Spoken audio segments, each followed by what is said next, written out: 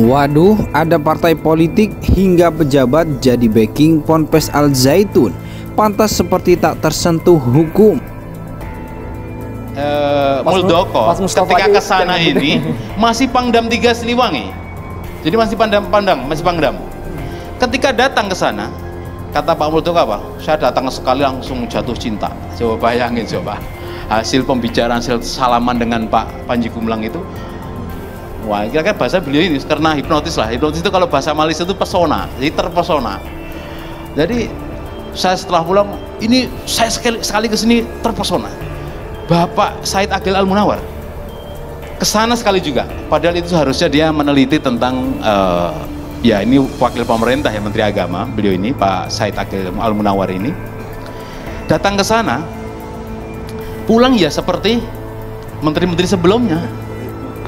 Terpesona tadi, ini terbaik, Surya Damali apalagi datang ke sana ya udah disambut dengan lagu kebangsaan, lagu nasionalisme. Saya nggak pernah dalam penelitian saya ini nggak menemukan ketika menyambut tamu itu dengan misalkan nih qasidah atau Maher Zain, kok nggak pernah ada gitu. Malah ini yang paling berbahaya adalah lagu Israel ini. Ada apa ini kan? Maka ini misterius. Apakah misterius atau tadi istilah saya itu, apa karena sentuhan tangan-tangan yang misterius tadi, karena kedatangan bapak-bapak tadi, sampai Pak JK juga datang ke sana bahwa karena mungkin adik semua udah pernah dengar kalau namanya Al Zaitun itu kuat banget ya, kuat sekali. Masyarakat yang ada di lingkungan Al Zaitun itu banyak yang takut kalau berurusan dengan Al Zaitun. Ya, dia akan menggunakan segala cara untuk itu, sampai nyuri mangga atau nyuri buah aja sampai dilaporin untuk gimana caranya pelaku dari luar itu bisa dihukum. Dulu semua orang maklum, sejak Wiranto bisa 100% dulu kan, dan orang-orang umum di elit itu sudah jangan mainin Zaitun loh, itu kan punya Pak Kumis katanya gitu kan. Itu orang tahu siapa Pak Kumis itu, tapi kan terus beliau sudah mendelegasikan kepada yang muda-muda. Nah sekarang itu yang sangat dekat sekali dan punya posisi yang sangat menentukan di pemerintahan ini, yaitu seorang kepala staf kepresidenan, Pak Muldoko, yang saya sendiri prihatin kok kemarin masih membangga-banggakan dan sebagainya. Ini Pak Muldoko ini bagaimana gitu kan? Nah, bahkan saya dapat informasi Pak Muldoko ini yang membuka akses kapan Pak Panji perlu bantuan ke Polres, ke Polda, ke Mabes Polri, itu tinggal telepon saja. Ya, ini sudah terbukti kemarin aja kan. Padahal yang dari masyarakat itu yang rencana 3.000 ternyata hanya ratusan aja kan. Itu istilah teman-teman itu masyarakat bilang biarin kita pemanasan dulu lah. Demo sekarang ini kan kita akan bikin berjilid-jilid nih demo gitu. Jadi kepengen tahu lah apa reaksi Zaitun. Ternyata 1.500 polisi siap siaga. Coba berapa miliar dia harus bayar itu polisi, kan gitu. Dalam hal ini temuan yang kita dapat yaitu terkait masalah penguasaan